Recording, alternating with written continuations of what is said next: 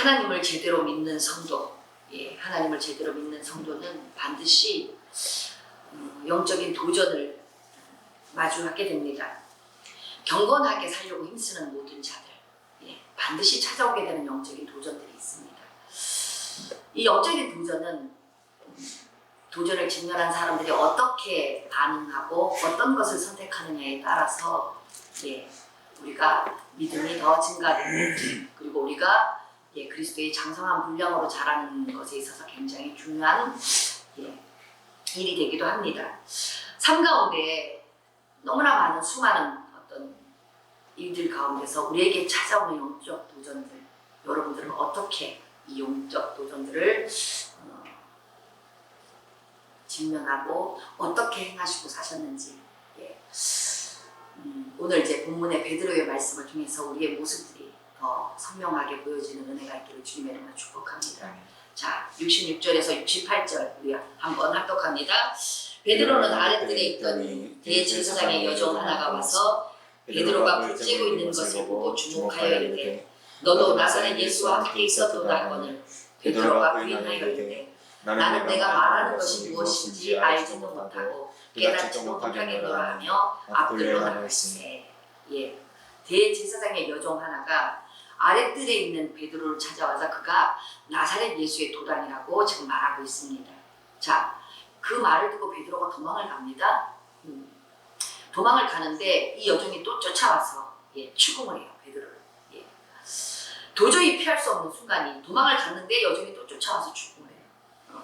피할 수 없는 어떤 순간이 찾아왔습니다. 자, 그러자 베드로는 그 자리에서 또 도망을 갑니다. 자,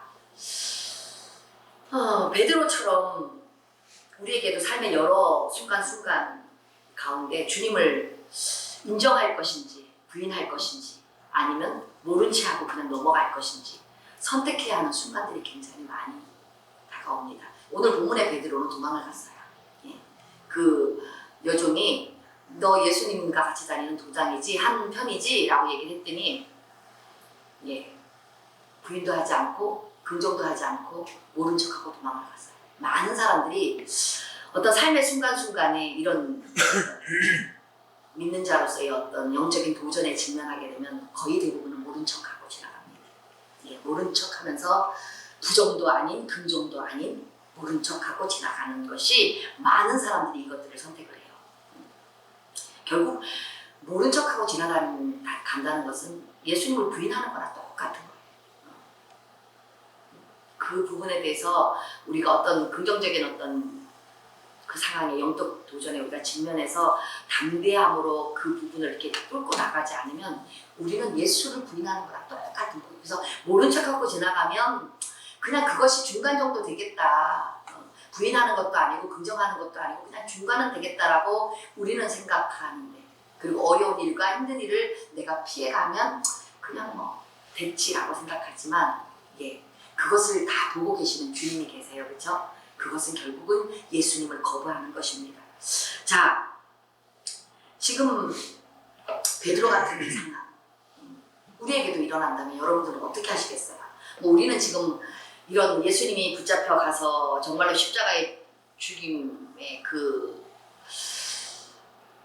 생명을 잃는 그런 어떤 상황까지 가는 일들은 우리는 없지만, 그렇죠?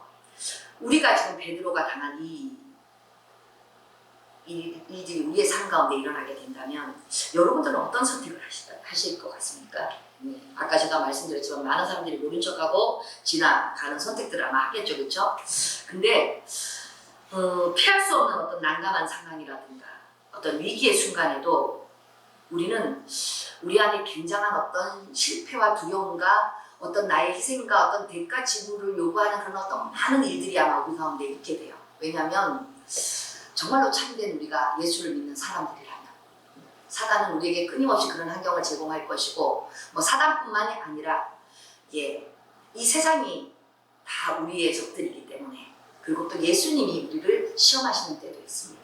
자, 그렇기 때문에 우리는 이 순간에 만약 혹여 여러분과 저가 닥친다면 실패에 대한 두려움, 그리고 여러 가지 무서움, 공포 이런 어떤 순간에 다들 동일하게 아마 그 상황을 맞이할 것 같습니다. 근데 우리는 이 순간에도 우리의 믿음을 지키고 그리고 예수님의 이름만을 붙들어야 합니다. 할렐루야. 예, 쉽지 않죠? 예. 우리의 육과 우리의 혼, 우리의 이성적인 생각은 절대로 이것을 선택하라고 절대로 우리에게 말하지 않은 겁니다.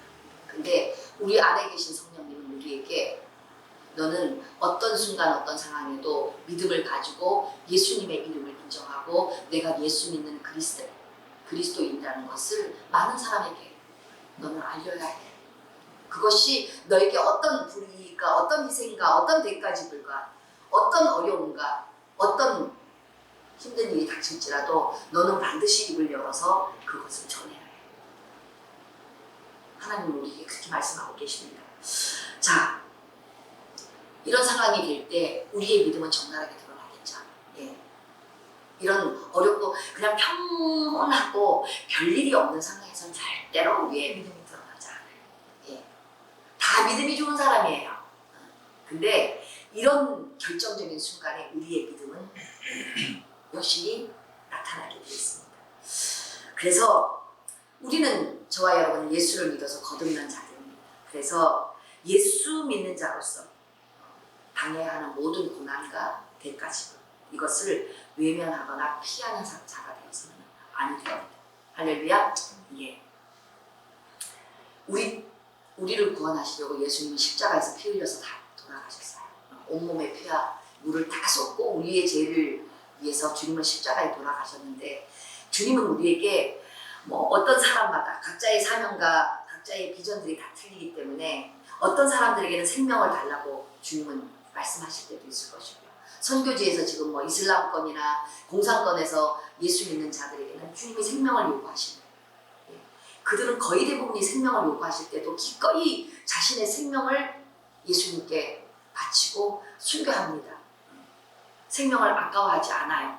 근데 그 선교지에 간 모든 사람들의 대부분은 그냥 이 세상에서 힘없고 쓸모없고 정말로 별 볼 일 없는 사람들이 아니라 뭐 우리나라에 왔던 선교사님들도 마찬가지고 미국에서 가장 유명한 의과대학을 나오고 의사였고 촉망받는 젊은 사람들이 우리나라에 자신의 생명을 바쳐서 우리나라의 그 어렵던 조선시대에 선교를 하러 우리나라에 들어왔습니다. 지금도 마찬가지예요. 우리 한국의 선교사들 정말로 그 어려운 상황에서 생명을 바쳐서 선교하는 곳에 나가는 파송되는 사람들은요. 굉장히 학벌들이 좋아요. 다들 똑똑합니다. 예. 의사도 많고요. 예. 기업가도 많고요. 정말로 우리가 상상을 초월하는 분들. 예. 제가 얼마 전에 영상을 하나 봤는데 유엔에서 근무하는 여자분이세요. 미국에서 자라서 제 교포죠, 그렇죠? 미국에서 자라서 미국에서 뭐 유엔에 들어갈 정도면 완전히 뭐 엄청나죠. 상위 클래스에 들어가는 그런 여성이에요. 미국에서도 아주 손꼽히는. 유엔에는 아무나 못 들어가는데 그 여인이 유엔에 들어갔어요. 그래서 IT? 거기가 그렇게 어렵다고 해요.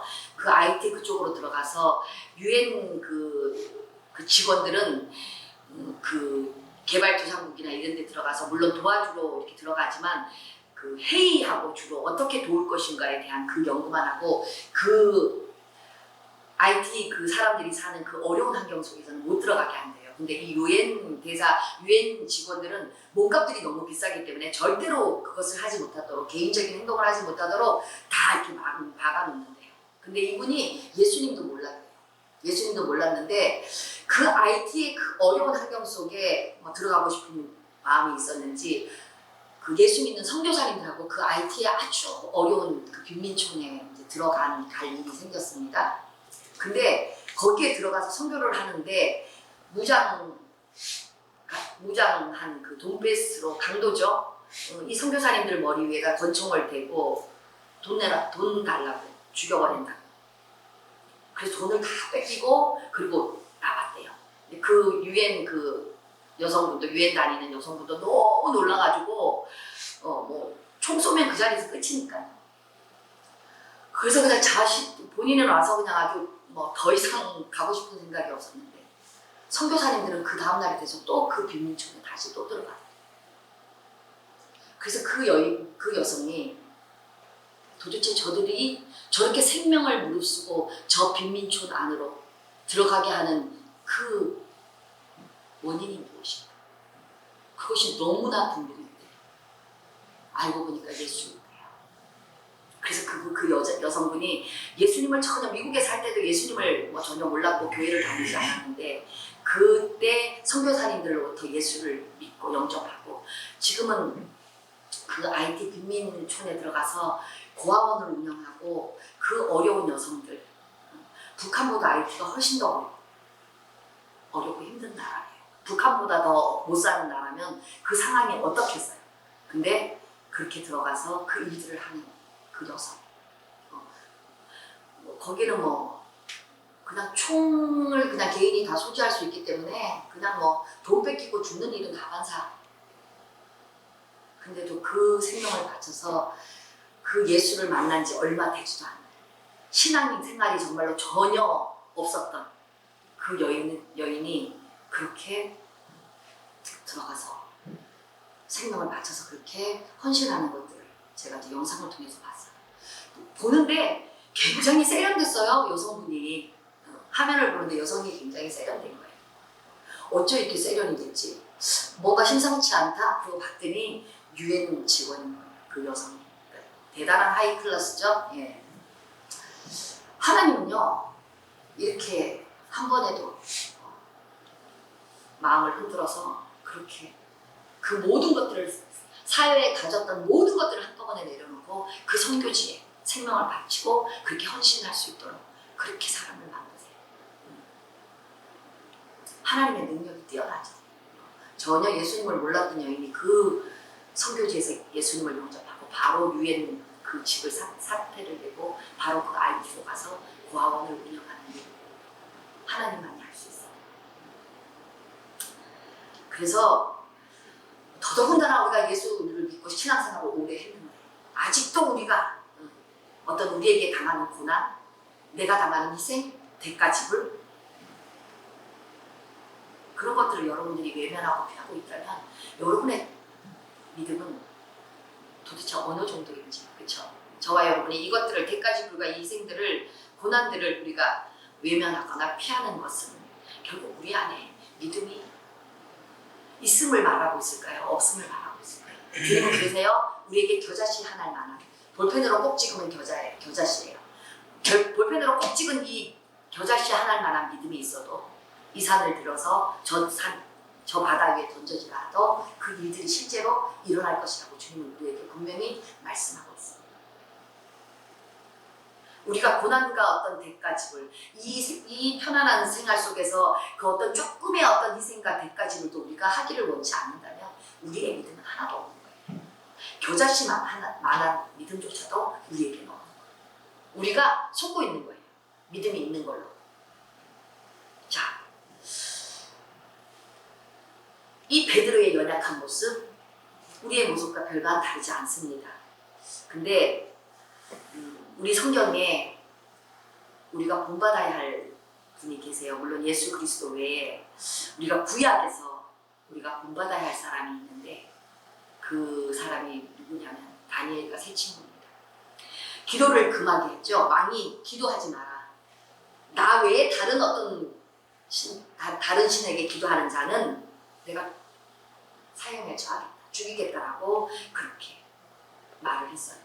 그래서 그 조서를 왕이 발표를 하고 왕의 도장을 찍어서 다 이렇게 전국에 다 배포를 했습니다. 다니엘은 이것을 알았어요. 죽을 것 알았어요. 자기가 3번 기도하면 자신의 생명이 죽을 줄 알았어요.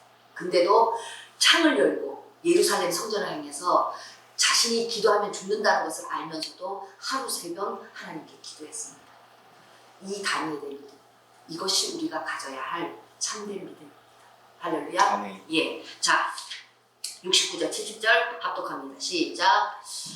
여종이 그를 보고 곁에 서 있는 자들에게 다시 이르되 이 사람은 그 도당이라 하되 또 부인하더라. 조금 후에 곁에 서 있는 사람들이 다시 베드로에게 말하되 너도 갈릴리 사람이니 참으로 그 도당이니라. 아멘. 예. 대제사장의 여종은 이 베드로가 자꾸 그 여인을 피해서 도망을 가는데 이 여종은 계속 쫓아갑니다. 그리고 베드로가 예수님과 함께 있던 자라고 계속 말하지만 베드로는 계속 부인합니다. 자, 그리고 이번에는 또 사람들이 그가 갈릴리 사람이기 때문에 예수님과 한패가 틀림없다 라고 그를 추궁합니다. 근데 그렇게 추궁하자 베드로는 더 이상 도망갈 수 없는 완전한 궁지에 몰리고 맙니다. 자, 베드로는 피할 수 없는 그런 상황에 딱 닥치게 되자 우리의 기대와는 달리 예수님을 너무나 쉽게 부인하고 맙니다.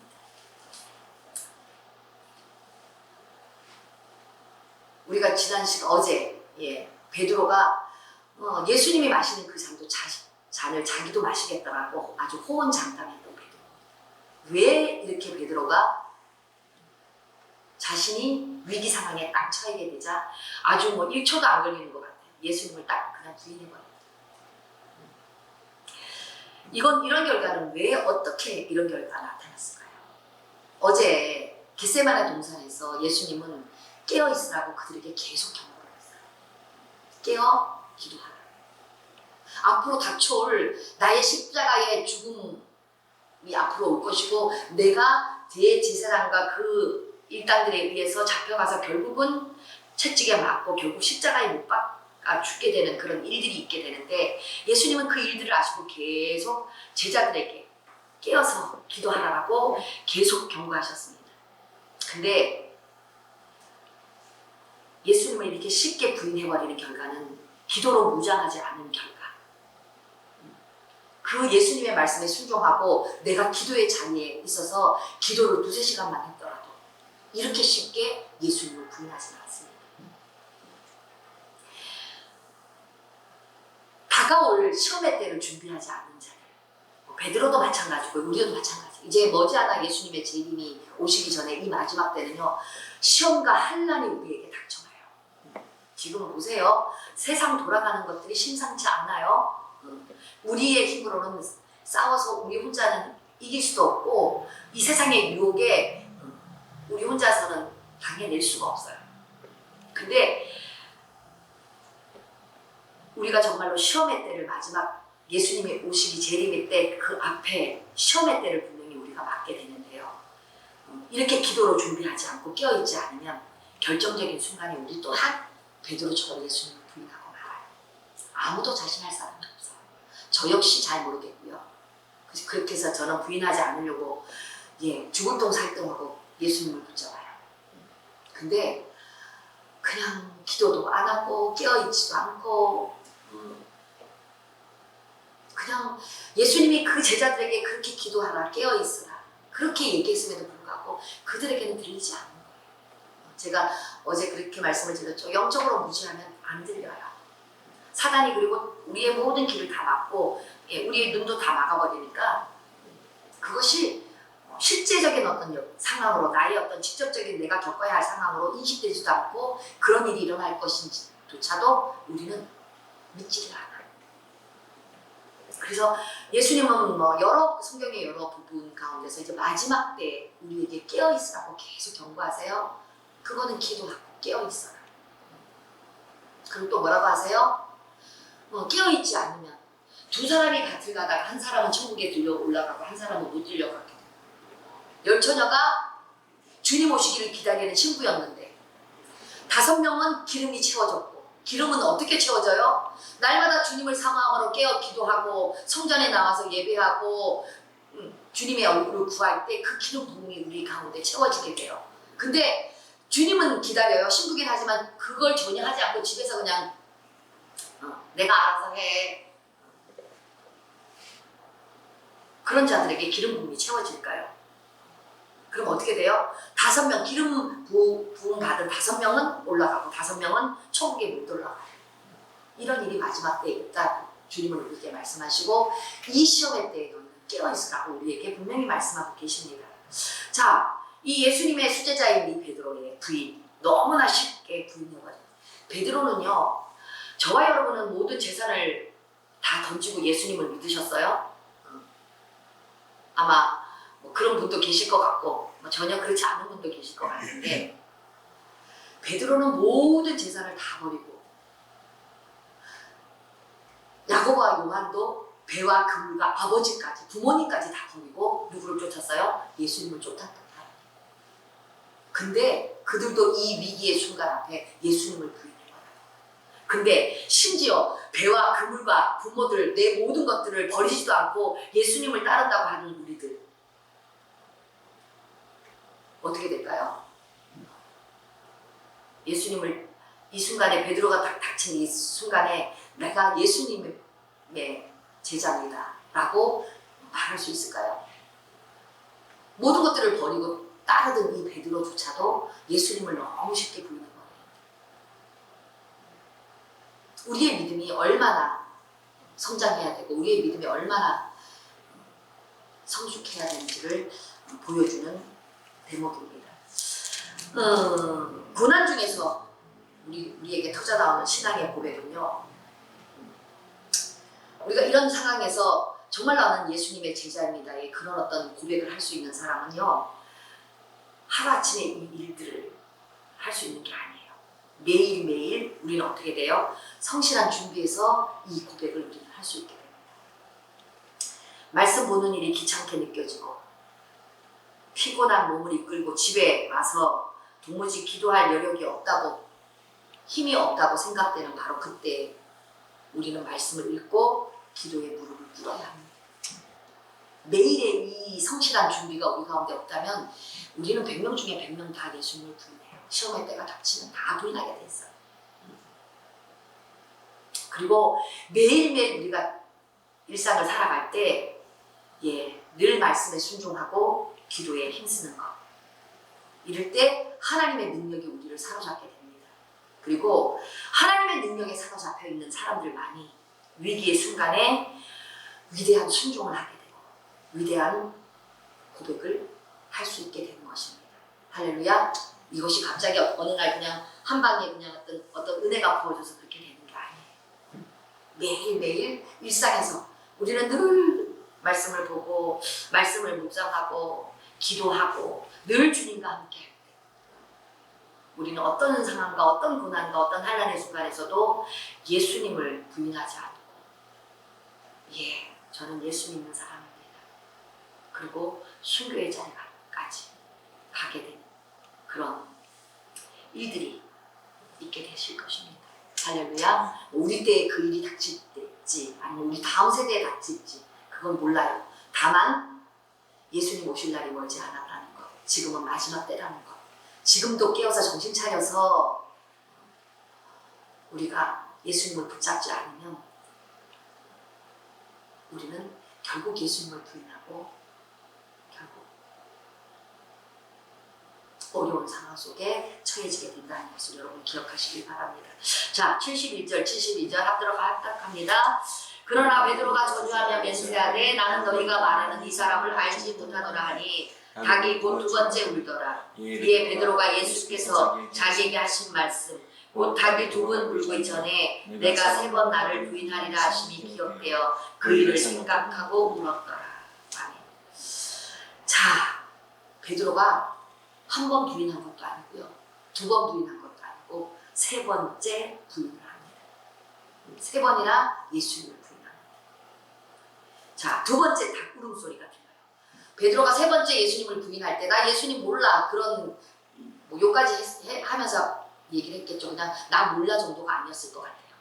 그들이 집요하게 물으니까 아주 거친 언어를 사용해서 모른다고 했을 겁니다. 근데 세 번째 부인할 때 두 번째의 닭 울음소리가 베드로 귀에 들립니다. 베드로는 이 소리를 듣고 뭘 기억해내죠? 예수님이 자기에게 하신 말씀을 기억해냅니다. 그리고 그 말씀이 생각이 나서 밖에 나가서 통곡을 하게 됩니다. 베드로는 자신이 굉장히 당당하게 예수님을 따를 수 있을 거라고 생각했어요. 근데 실상은 두려움에 빠져서 예수님을 버리고 맙니다. 이 베드로의 통곡은요, 진정 베드로의 그 배 위창에서부터 저 깊은 곳에서부터 나오는 참 참된 회개의 눈물이었습니다. 우리가 진짜 회개를 하게 되면요, 통곡이 나와요. 우리 속 안에서부터. 이 회개의 통곡을 통해서 베드로는 어떻게 되죠? 다시 찾아오실 주님을 만나서 사명을 받게 돼요. 이 통곡의 회개. 그냥 반성하고 다시 안 할게요. 그런 사람은 거의 다 다시 하는 것을 저는 알아요. 근데 정말로 이 베비창에서 올라오는 이 참된 통곡. 내가 이거밖에 안 돼요, 주님. 이때까지 내 잘난 맛에 살았는데 내가 이거밖에 안 돼요, 주님. 나를 불쌍히 여겨주시고 나를 도와주세요. 여러분과 저는 반드시 이 회개의 통곡의 관문을 통과해야 해요. 베비창에서부터 나오는 이 강력한 회개. 왜? 우리는 이때까지 옛사람의 속성을 가지고 그렇게 죄 가운데 살았기 때문에 그렇습니다. 회개란 죄에 대해 애통해하며 예수님의 은혜를 구하는 것이 회개입니다. 나의 지은 모든 죄, 내가 행한 모든 악행, 내 안에 있는 모든 어둠들, 이것을 애통해하면서 은혜를 구하는 것이 회개입니다. 자, 회개할 때 하나님은 우리에게 감사하게도 회복의 은혜를 주십니다. 여러분들이 한 번 이렇게 통곡의 회개를 했다고 죄와의 싸움이 끝난 게 아니에요. 많은 사람들이 한 번 회개하고 한 번 축사가 돼서 어둠들이 빠져나오고 나면 다 된 줄 알아요. 아니요. 우리의 생각, 우리의 모든 생활 습관, 나의 가치관, 나의 모든 삶의 모든 부분이 그 주권이 하나님께로 완전히 이양되지 않으면 다시 들어옵니다. 어둠은 다시 들어오고 우리는 다시 죄악 가운데서 다시 죄를 행하는 그 자리에 우리는 서게 되어 있습니다. 그래서 한 번 회개했다고 죄와의 싸움이 끝난 게 아니에요. 그리고 어떤 어둠의 것들이 한 번 축사를 받고 밖으로 나왔다 그래서 그들이 다시 들어가지 않느냐? 아니에요. 또 다시 들어가요. 그 제가 될 수 있으면 축사를 안 하려고 해요. 너무 이렇게 영적인 공격도 강하고 그래서 제가 축사를 애착하면 안 하고 싶어요. 정말로. 그걸 한다고 해서 이게 완전히 딱 변화되어서 어떤 삶의 모든 환경과 여건 가운데서 정말로 내가 잡고 있던 주도권을 하나님께 이양하고 정말로 변해서 뒤집어지면 그것처럼 감사는 없겠죠. 근데 많은 사람들이 그렇지 않더라고요. 많은 사람들이 그렇지 않고 다시 그 자리로 그냥 회개하고 반성하고 어느 순간 좀 괜찮았다가 또 어떤 사건이나 환경과 여건이 주어질 때 다시 그 자리로 다시 들어가게 되는. 그러니까 우리의 옛사람의 그 가치관과 습관과 이런 우리의 생각들은 너무나 끈질기게 우리를 붙잡습니다. 그리고 죄의 유혹은 우리들의 삶에 늘 존재하고 있어요. 예수 그리스도의 보혈, 이것은 강력한 은혜가 있습니다. 능력이 있습니다. 우리의 모든 죄를 씻고 우리를 모든 죄에서 깨끗게 하는 능력이 오직 예수 그리스도 보혈, 그 보혈의 능력, 보혈에만 있습니다. 다른 그 어떤 것에서도 이것이 없습니다. 그래서 이 마지막 때는 정말로 죄의 유혹이 더 강력해요. 이미 많은 사람들이 죄 가운데 포로가 되어서 그렇게 사는 사람들이 굉장히 많습니다. 세상 사람들은 말할 것도 없고요. 믿는 자들 중에 거의 많은 수가 다 포로가 되어서 살아요. 근데 우리에게는 기쁜 소식이 있어요. 복음이 있어요. 주님은 우리에게 복음을 주셨어요. 죄의 유혹이 강성하게 우리를 유혹하고 우리가 날마다 죄에 빠져서 넘어지고 정말로 우리가 죄 가운데 있더라도 진정 예수 그리스도의 십자가의 보혈의 능력을 믿고 마음의 중심으로부터 회개하는 모든 자에게는 하나님께서 어떻게 하세요? 회복의 은혜를 우리 가운데 허락해 주십니다. 할렐루야. 그래서 그것이 복된 소식이고 우리에게 기쁜 소식, 굿뉴스가 되는 것입니다. 그래서 여러분들은 주님의 보혈의 능력을 붙잡고 이제 더 이상 죄악의 굴레에서 매여있지 말고 묶여있지 말고 일어나십시오. 일어나 서십시오. 그래서 정말로 우리에게 가장 좋은 것 주시는 날마다 생명으로 날마다 빛으로 우리에게 함께 하시는 그 주님의 능력으로 여러분들이 승리할 때까지 우리가 천국 가는 그날까지 넘어졌어요? 그럼 주님의 보혈을 붙잡고 여러분들 일어나셔야 합니다. 할렐루야. 나는 그랬어. 그리고 제 가운데 사로잡혀서 그냥 사단의 밥이 되어서 그냥 주저앉아 있지 마시고 정말로 내가 얼마나 악한 죄인인지에 그 모든 것들을 하나님 앞에 영의 눈을 열어서 보게 하시고 내가 악한 죄인임이 깨달으면 깨달을수록 우리는 주님 앞에서 중심으로부터의 참된 통곡의 해결을 올려드릴 수 있습니다. 내가 죄인인 걸 모르면요 아직도 내가 잘났어요. 내가 한 것이 다 맞고 내가 다 옳고 아직은 시작도 안 된 거예요. 무조건 내 죄가 보여져야 돼요. 그래야지 우리는 주님 앞에 참된 회개를 할 수 있고 그 참된 회개를 통해서 우리가 주님의 보혈의 능력을 붙잡을 때 하나님은 우리가 어떻게 해요? 일어날 수 있도록 놀라운 은혜를 우리 가운데 주십니다. 이것이 우리와 함께 하시고 계시는 주님의 영이신 성령의 능력이시고 우리에게 주어진 특권이에요. 저와 여러분은 예수를 믿을 때 하나님의 자녀가 되는 특권을 받았습니다. 그렇기 때문에 하나님의 자녀가 된 특권을 받은 우리에게 이 주님의 예수 그리스도의 이 보혈의 능력, 보혈의 공로, 모든 이 하나님이 우리에게 주시고자 하는 모든 것들은요, 우리에게 주어진 유일하게 하나님의 자녀에게 주어진 특권임을 여러분들을 잊지 않으시기를 주님의 이름으로 축복합니다. 누가 생각이 나죠? 여러분들 바세바와의 부정을 회개하고 정말로 주님 앞에서 통곡하며 죄를 지워주시기를 자기 마음 안에 들어와 있던 이 죄를 지워주시기를 간구했던 다윗을 여러분 생각해 보십시오. 그가 어떻게 해결을 했는지 베갯닛이 젖을 만큼 눈물로 통곡하고 그 자신의 지은 죄를 회개했습니다. 자, 이렇게 마음의 중심으로 통회하고 자복하고 회개한 모든 우리들을요 주님은 다시금 새롭게 하실 것입니다. 할렐루야. 다윗도 새롭게 해주셨고 그 죄를 용서해 줬었지만 우리가 물론 죄 가운데 지었던 그 죄의 싹스는 우리가 감당해야 돼요. 죄 가운데 보응이죠. 우리가 죄를 지어서 우리가 하나님께 중심으로 통해 자복하고 회개했으면 하나님은 그 죄를 사해 주시는데요. 우리가 죄를 통해서 행했던 그 모든 보응 그것은 우리가 받아요. 죄는 없이 해주시지만 우리가 행했던 모든 그 어둠의 일에 대한 보응은 우리가 반드시 받습니다.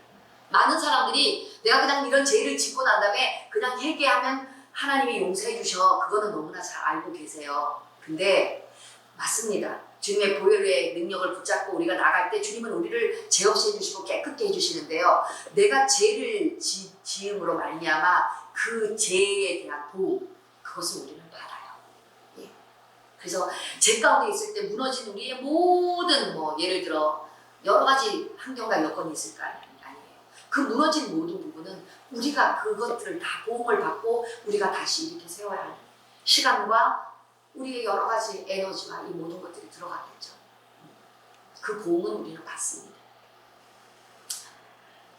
그래서 여러분들이 회개를 했다면 중심으로 정말로 하나님 앞에 회개를 했다면 다시는 죄 가운데로 들어가지 않아요. 왜? 그 보응을 우리는 반드시 받기 때문에.